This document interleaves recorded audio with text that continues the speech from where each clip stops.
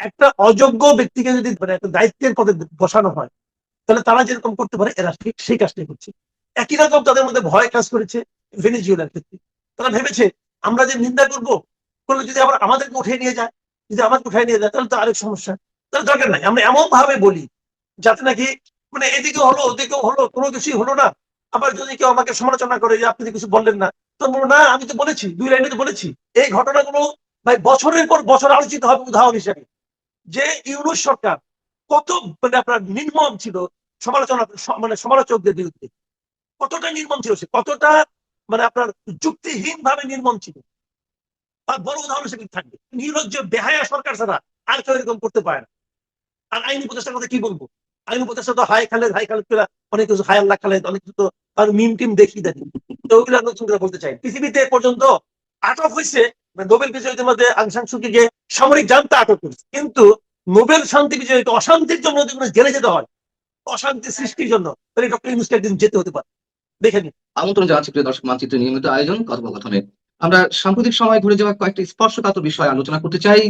এই বিষয়গুলোর জন্য কথা বলতে আমাদের সঙ্গে এই মুহূর্তে যুক্ত রয়েছেন সিনিয়র সাংবাদিক এবং কলামিস্ট মাসুদ কামাল। সাংবাদিক মাসুদ কামাল, আপনাকে স্বাগত জানাচ্ছি আমাদের অনুষ্ঠানে। আমি অনেক ধন্যবাদ। প্রথমেই যে দুটি বিষয় একটু আপনার দৃষ্টি আকর্ষণ করতে চাই, একটা জাতীয় এবং আন্তর্জাতিক বিষয়। জাতীয় ইস্যুটা হচ্ছে আহ বিএনপি চেয়ারপারসন সাবেক প্রধানমন্ত্রী বেগম খালেদা জিয়া বেশ কয়েকদিন হলো প্রয়াত হয়েছেন। তার জন্য প্রধান উপদেষ্টার পক্ষ থেকে একটি শোক বার্তা পাঠানো হয়েছে তারেক রহমানের কাছে। আমার প্রশ্ন হচ্ছে, কেন এতদিন পরে এসে এই শোক বার্তাটি দিতে হলো, এর আগে নয় কেন? আর আন্তর্জাতিক যে বিষয়ে আপনার দৃষ্টি আকর্ষণ করছি সেটা হচ্ছে যে ভেনেজুয়েলার প্রেসিডেন্ট মাদুরোকে কিডন্যাপ করে নিয়ে গেছে ডোনাল্ড ট্রাম্প।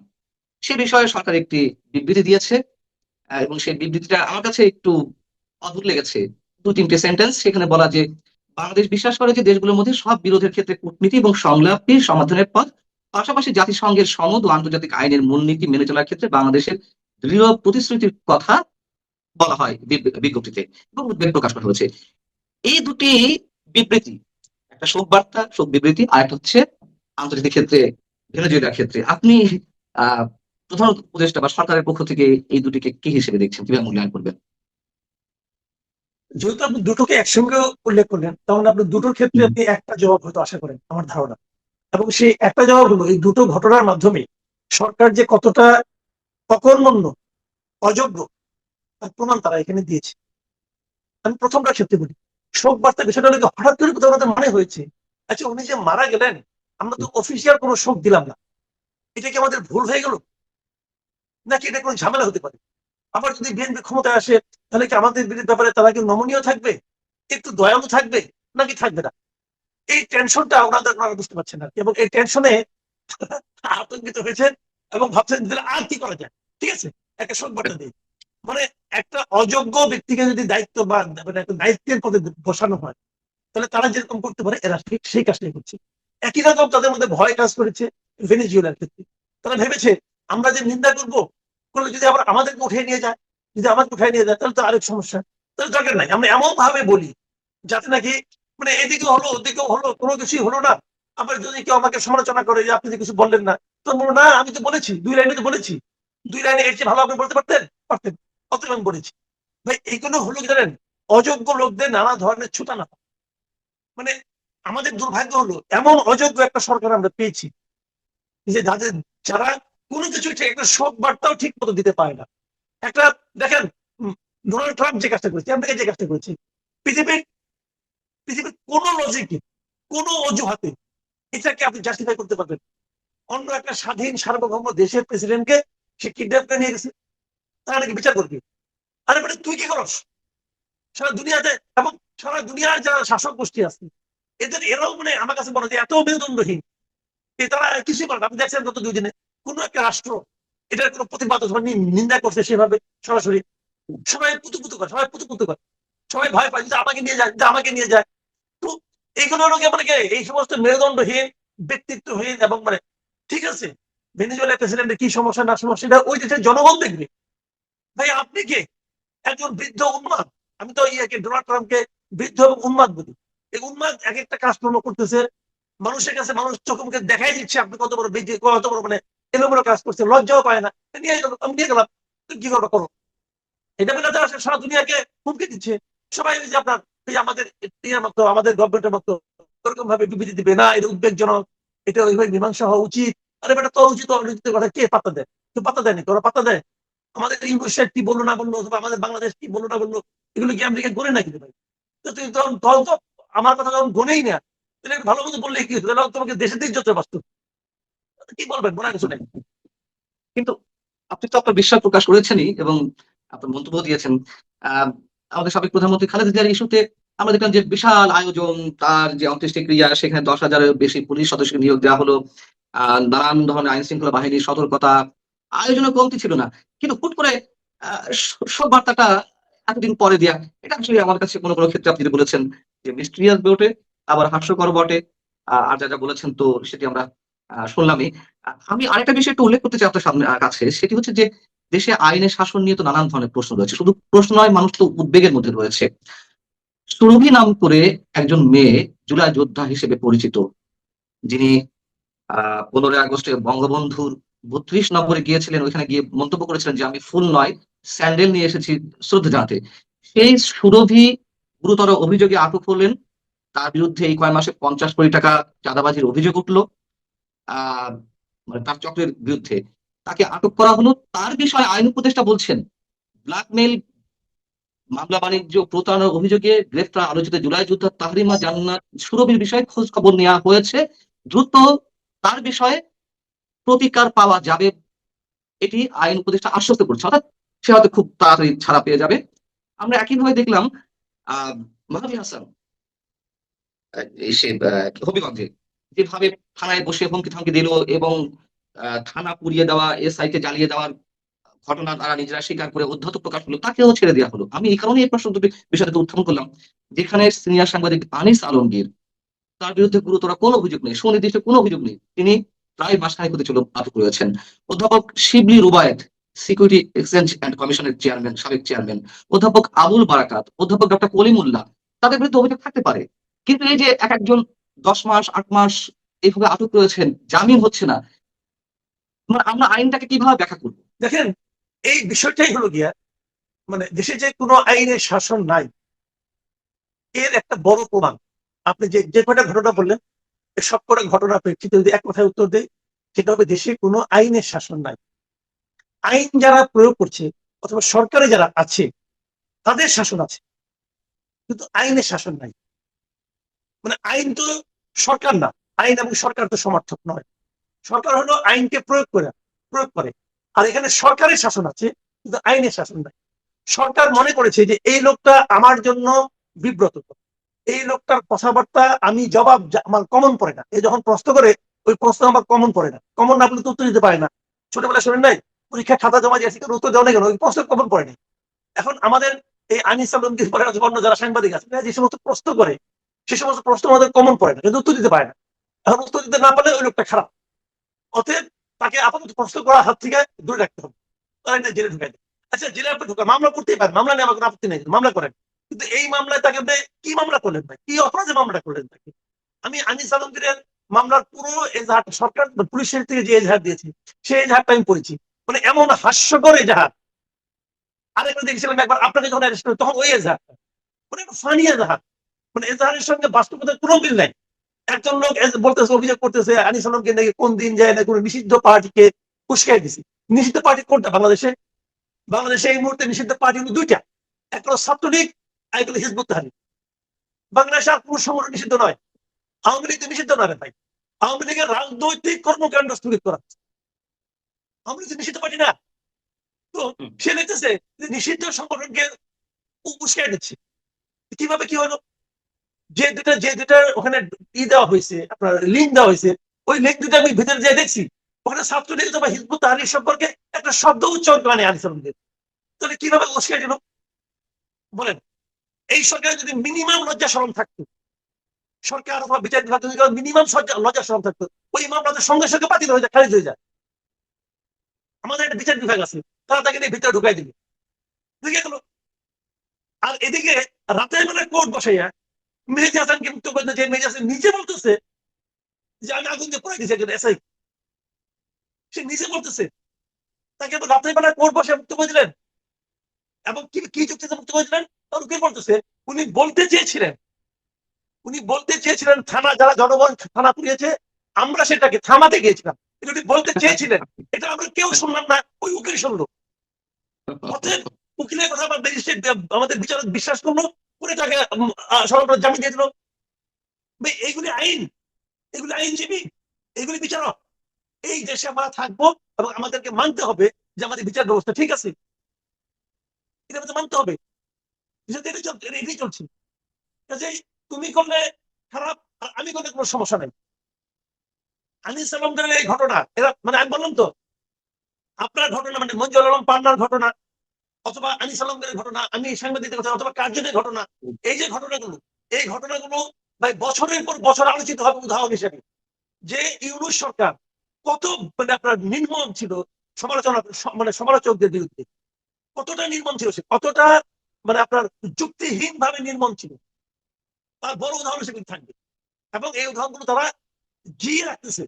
তাদের তো উচিত ছিল, এই সরকারের, এই রাষ্ট্রের উচিত ছিল যে আনিস আলমগীরের কাছে, আপনার কাছে এসে ক্ষমা চাওয়া, যে আমরা অন্যায় করেছি, তোমরা আমাকে ক্ষমা করে দাও। আর তারা এগুলো এখন চালিয়ে যাচ্ছে। কি করবেন? এটা বলার কিছু নাই। মানে এক নির্লজ্জ বেহায়া সরকার ছাড়া আর কেউ এরকম করতে পারে না। আর আইনি উপদেষ্টার কথা কি বলবো? আইনি উপদেষ্টা তো হাই খালেদ অনেক কিছু, হাই আল্লাহ খালেদ, অনেক কিছু তো তার মিম টিম দেখি দেন, ওগুলো নতুন করে বলতে চাই না। কিন্তু অভিযোগ তো থাকতেই পারে। এই যে যে মানুষগুলা, সাংবাদিক আনিস আলমগীর বা আপনি আমাদের কথা বললেন, আমরা তো কোনো একভাবে বেরিয়েছি মাসের পর মাস কারাগারে খেটে, কারাগারে জীবনযাপন করে। এখনো যারা রয়েছেন, অধ্যাপক শিবলি রুবায়েত, অধ্যাপক ডক্টর কলিমুল্লাহ, অধ্যাপক আবুল বারকাত, এই মানুষগুলা মানে জামিন পাওয়ার তো মানুষের ন্যূনতম আইনগত অধিকার, ন্যূনতম দেখেন, সর্বোচ্চ। আমি একটা কথা বলি, আমি ওইগুলোর সঙ্গে আপনাদের মিলাই না কেন? দেখেন, আপনার কলিমুল্লাহ সাহেবের মামলা আর আপনার মামলা এক না। কলিমুল্লাহ সাহেবের মামলা এবং ইয়ের মামলা, এই আনিস আলমগীরের মামলার ধারাও এক না, অভিযোগ এক না, কর্মকাণ্ড এক না। কলিমুল্লাহ সাহেব মামলা, উনি যে কাজে, আমরা ওনাকে যে কারণে আমাদের লোক মনে করি, আমাদের ক্লোজ লোক মনে করি, আমাদের মত মনে করি, যেটা হলো গিয়ে আমাদের সঙ্গে টকশোতে দেখা হয়, আমাদের সঙ্গে বিভিন্ন টকশোতে বসি, আমরা ভাবি কলিমুল্লাহ সাহেব এটাই, সেই জন্য ওনার প্রতি আমাদের, কিন্তু ওনাকে তো এই মামলায় ধরা হয় নাই। তবে এটা বুঝি, এর চেয়েও বড় অপরাধে অনেকের বিরুদ্ধে মামলাই হয় না, ওনার বিরুদ্ধে হয়েছে এই কারণে, এটা বুঝি, এটা আগে ইঙ্গিতে বুঝি যে এই কথা বলার কারণে ওনাকে আটকানো হয়েছে। কিন্তু ওনার বিরুদ্ধে অন্য একটা মামলা করা হয়েছে, তার অনেক আগের মামলা, ঘটনা যেটা, সেটা নিয়ে আমি ওটা নিয়ে আমি আপনাদের সঙ্গে মিলাবো না ভাই, ওটা অন্যায়। কারণ ওই মামলা তার জামিন, জামিন পাওয়ার ক্ষেত্রে আমি সেটাই বলছি। এবং এটা তো জামিন যোগ্য মামলা, এই মামলা তো এমন নয় জামিন অযোগ্য মামলা, তা তো নয়। যে মামলাই হোক, যে জামিন যোগ্য হয়, তার জামিন থেকে দিবেন না কেন? আর আপনাদের তো মামলাই হয় না রে ভাই। সন্ত্রাস বিরোধী আইন আপনি কি অপরাধ করছেন বলেন তো? সন্ত্রাস বিরোধী আইন মানে কোথায় ভঙ্গ করলো আনিস আলমগীর? বলেন আপনি, এটা পৃথিবীর কেউ বলবে? আন্তর্জাতিক সংস্থাগুলো কিন্তু আপনার ব্যাপারে বিবৃতি দিয়েছে, আনিস আলমগীরের ব্যাপারে বিবৃতি দিয়েছে। এগুলো তো মত প্রকাশের স্বাধীনতা আপনি লঙ্ঘন করতেছেন। বরং যে সরকার যে কাজটা করতেছে, তারা তো সংবিধান লঙ্ঘন করতেছে, এবং এদের বিরুদ্ধে সংবিধান লঙ্ঘনের মামলা হওয়া উচিত। তো কে জানি বলছিল, বুঝছেন, আমি বলি আপনাকে, কে যেন বলছিল যে পৃথিবীতে পর্যন্ত মানে আটক হয়েছে, নোবেল বিজয়ীদের মধ্যে আং সান সু কিকে সামরিক জান্তা আটক করেছে, কিন্তু নোবেল শান্তি বিজয়ীকে অশান্তির জন্য যদি কোনো জেলে যেতে হয়, অশান্তি সৃষ্টির জন্য, তাহলে ডক্টর ইউনূসকে একদিন যেতে হতে পারে। দেখে নিন, উনি যা কিছু করতেছেন এই দেশে, দেশের অশান্তি ছড়িয়ে দিচ্ছেন, মানুষকে কথা বলতে দিবেন না। আবার বলে যে আপনার প্রাণ খুলে, মন খুলে সমালোচনা করুন। মন খুলে সমালোচনা করতে সহ্য করতে ভাই পাও না কেন? কি করে তুমি নিয়ে আনিস আলমকে জেলে? কি করে নিয়ে কথা বলার কারণে? লজ্জার কথা। ঠিক একইভাবে আপনাকে নিয়েও মানুষের মধ্যে নানা ধরনের উদ্বেগ উৎকণ্ঠা রয়েছে। আমরা নিশ্চয়ই সেটি চাই না, সর্বান্তকরণও চাই না যে এটি কোনোভাবেই সফল হোক, এবং আপনার আব্দুল তুষারকেও নিয়ে মানুষ নানান ধরনের উদ্বেগ উৎকণ্ঠার মধ্যে রয়েছে। এখন মানে ভাই এইগুলিকে পাতা দিন ভাই, যেখানে আপনি গেছিলেন আপনি মারা গেছেন, মারা গেছেন আপনি, সমস্যাটা কি ভাই? মারা যাবো, সমস্যাটা কি? পৃথিবীতে তো জন্ম যখন নিচে জন্য মরতে হবে। যতক্ষণ আপনি বাঁচবেন, ততক্ষণ আপনি বিবেকবান মানুষের মতো বাঁচবেন কিনা, সেটি হলো ইম্পর্টেন্ট কথা। কাজে ওইগুলি হিসাব করি না ভাই, ওইগুলি বলে লাভ নেই। নিঃসন্দেহে তাই। যখন আইন শৃঙ্খলা পরিস্থিতির কথা উঠছে বা আদালত বিচারের কথা উঠলো, তখন সেই অবস্থার মধ্যে দিয়ে আসলে যে নির্বাচনটি হওয়ার কথা রয়েছে, সেই নির্বাচন কিভাবে সম্ভব? একটা সুষ্ঠু, সুন্দর বা ঐতিহাসিক, ডক্টর ইউনূস যেটি বলছেন, বারবার কথা বলেন যে আমরা বর্বরতা থেকে সভ্যতায় প্রবেশ করেছি, আমরা একটা ঐতিহাসিক নির্বাচন দেব, এবং যেই ফ্যাসিস্ট শক্তি, বারবার ফ্যাসিস্ট বলে অভিহিত করা হচ্ছে আওয়ামী লীগকে, সেই ফ্যাসিস্টদের ভোটারদের দিকে তাকিয়ে আছে এখন এখন যারা রাজনৈতিক মঞ্চে রয়েছে সেই রাজনৈতিক দলগুলো, জামাত ইসলামী তো বলেই ফেলেছে তাদের কোনো কোনো নেতা যে আওয়ামী লীগ থেকে যারা জামাতে জয়েন করবে তাদের দায় দায়িত্ব সব জামাতের। আপনি কি বলবেন এখানে? হ্যাঁ, সব তারা ব্যবস্থা নিবে, তারপর ভোট করা পায় না কেন? ভোট তো পাবে না, ভোট পাবে না আমি বলি। আওয়ামী লীগের লোকজন শেষ পর্যন্ত ভোট দেবে কিনা আমার সন্দেহ আছে। কারণ একটা সময় ছিল, একটা ইকুয়েশন ছিল যে আওয়ামী লীগের আপনার গত অগাস্টের পর থেকে, গত বছরের নানা জায়গায় প্রত্যন্ত অঞ্চলে আওয়ামী লীগের লোকদের উপর নানা ধরনের টর্চার হয়েছে, চাঁদাবাজি হয়েছে, মিথ্যা মামলা হয়েছে, এবং এগুলোর পেছনে ছিল বেসিক্যালি বিএনপির লোকজন। সেই বিবেচনায় ওই সমস্ত জায়গায় অনেক জায়গায় জামাতের লোকজন আওয়ামী লীগের লোকজনকে এক ধরনের প্রোটেকশন দিয়েছে, এটা সত্য, এটা অস্বীকার করার কোনো উপায় নাই। কিন্তু সেই কারণে অনেকে ভেবেছিল যে জামাতের প্রতি বোধহয় আওয়ামী লীগের এক ধরনের সিম্পেথি কাজ করলে করতেও পারে, এ ধরনের একটা ধারণা মানুষের মধ্যে হয়েছে, আমার মধ্যে হয়েছে। কিন্তু জামাত যে ব্লান্ডারটা করেছে সেটা হলো তারা এনসিপির সঙ্গে জোট করে ওই আওয়ামী লীগের যে দুই একটা ভোট তাদের পাওয়ার একটা সম্ভাবনা ছিল, ওটা হারাবে। এই কারণে হারাবে যে আওয়ামী লীগ তো এনসিপি লোকের খেপারে ভাই। আওয়ামী লীগের যে রাজনীতিটাকে স্থগিত করা হয়েছে এটা কে করছে? এনসিপি করছে। তো সেই কারণে এনসিপি যে জোটে আছে সেই জোটকে আওয়ামী লীগ ভোট দেবে, মাথা খারাপ হয়েছে, মাথা খারাপ হয়েছে। তো জামাত আওয়ামী লীগের যে দুই একটা ভোট পাইতো সেটা এনসিপির সঙ্গে কইরা তারা হারাইছে। এখন আপনি বলবেন যে এই ইকুয়েশন কি এনসিপি জামাত বুঝে না? বুঝে। জামাতের সমস্যাটা কিছু জানেন? জামাত দেখছেন যতই দিন যায় ৭১ তো তারা ছাড়ে না। সে যত ৭১কে ছাড়াতে যায় ৭১ তার পাশে লাগিয়ে আছে ১৮ বছর। এখন ৭১কে ছাড়তে পারে না যে কাঁঠালের আঠা ছাড়ানোর জন্য লোকে সরিষার তেল ব্যবহার করে। তখন জামাত মনে করেছিল যে এনসিপি হয়তো তাদের জন্য সরিষার তেল হিসেবে ব্যবহৃত হতে পারে। তারা হয়তো ওই বলতে পারবে যে না ৭১ না ২৪ এই ভূমিকা, ৭১ বিকল্প হিসেবে ২৪ নিয়ে আসবে। কিন্তু ৭১ বিকল্প যে ২৪ না, এটা তো এদেশের জনগণ অনেক আগেই রায় দিয়ে দিচ্ছে। মাঝখান থেকে কি হয়েছে? জামাতও ভোটের যে ইকুয়েশন তারা করেছিল ওটা যেমন মিস করবে, তেমনি তেমনি এনসিপির যে রাজনৈতিক যে সম্ভাবনা ছিল সেটা একদম ধূলিসাৎ হয়ে গেছে। কাজেই এই জোটটাকে আমার মনে হয় সবচেয়ে আত্মঘাতী জোট, এই জামাতের সঙ্গে এনসিপির মিলনটা। এই মিলনে কিছু হবে না, এই মিলনে কিছু তদন্ত হবে না। আহ, আমরা শেষ করবো আরেকটি প্রশ্ন উত্তর নিয়ে আপনার কাছ থেকে। নানান ধরনের জরিপ পরিচালিত হচ্ছে, কোনো কোনো জরিপে বিএনপি আওয়ামী লীগ, সরি, বিএনপি জামাত হাড্ডাহাড্ডি লড়াই হবে, জামাত কোথাও কোথাও তীব্র প্রতিদ্বন্দ্বিতায় উঠে আসতে পারে আরো বরং উপরে, আবার কোথাও কোথাও অনেক বেশি ফারাক। আমি যদি দুই তিনটে ছোট্ট উদাহরণ দিই, প্রথম আলো গত কয়েকদিন আগে একটি জরিপ করলো যেটি নিয়ে সমালোচনা অনেক বেশি হয়েছে, আপনি আমি আমরা অনেকেই করেছি। সেখানে বলা হচ্ছিল যে 66% উত্তরদাতা বলছেন বিএনপি জয়লাভ করবে, আর 26% বলছে জামাত ইসলামী। ওকে, ফাইন। এর মধ্যে আরেকটি এই আমি একটু আগেই দেখলাম আরেকটি প্রতিষ্ঠান বলেছে 70% মানুষ মনে করে বিএনপি জিতবে। আবার Bangladesh youth leadership centre BYLC তারা বলছে যে বিএনপি 20% মানুষ বলছে বিএনপি জিতবে, আর 17% মানুষ বলছে জামাত জিতবে। মানে এখানে মাত্র 3%, মানে হাড্ডাহাড্ডি লড়াই। এই জরিপগুলো থেকে আসলে আমরা কি পাই, কি পেতে সব পারি? শেষের জরিপে কবে হয়েছে? 20 আর 17? না, 20-17 এটা মোটামুটি 25-30 দিন আগে এটা নিয়ে ডেভিড বার্গম্যান নিজেও একটি আর্টিকেল লিখেছে, এটি 20-25 দিন আগে। আর এর মধ্যে প্রথম আলো তো করেছে, আর খানিক আগে আমি একটা দেখলাম, সেটা হচ্ছে যে সংগঠন ESD নামে একটি বেসরকারি সংস্থা, হ্যাঁ, তারা আহ, এই সোমবার বিকালে এটি তারা প্রকাশ করেছে জরিপের ফলাফল। সেখানে বলা হচ্ছে 70% মনে করে বিএনপি জিতবে। তো এই জরিপগুলো থেকে আমরা কি শোনেন, প্রমাণ পেতে পারি? আপনার কাজ হয় না, কাজ করুন। আসলে আমি আর আপনি মিলে একটা জরিপের দোকান খুলি, জরিপের দোকান খুলি। এই জরিপটা হলে এখন একটা ভালো ব্যবসা, বুঝছেন না? এই যে সময় এই যে প্রতিষ্ঠানগুলো যারা জরিপ করে, এদের নাম কোনদিন শুনছেন জীবনে? কোথেকে কোথেকে এক একটা প্রতিষ্ঠান গজায় ওঠে, কিছু টাকা পয়সা নেয় এর ওর কাছ থেকে নিয়ে একটা জরিপ করে। আচ্ছা আপনি আমাকে বলেন কারে ভোট দিব? মানে জরিপের বিশ্বাসযোগ্যতা নিয়ে আমি প্রশ্ন করি। আমি এই সর্বশেষ জরিপটা আজকে একটু দেখলাম, একটু আগে চোখ করে দিলাম। 70% লোক বিএনপিকে ভোট দিবে, এবং তারা বলতেছে এই জরিপ তারা করছে সশরীরে। তারা সশরীরে এই জরিপটা করছে, মানে যে ফিজিক্যালি জিজ্ঞাসা করছে ভাই আপনি কারে ভোট দিবেন। বাংলাদেশের ভাই, আমি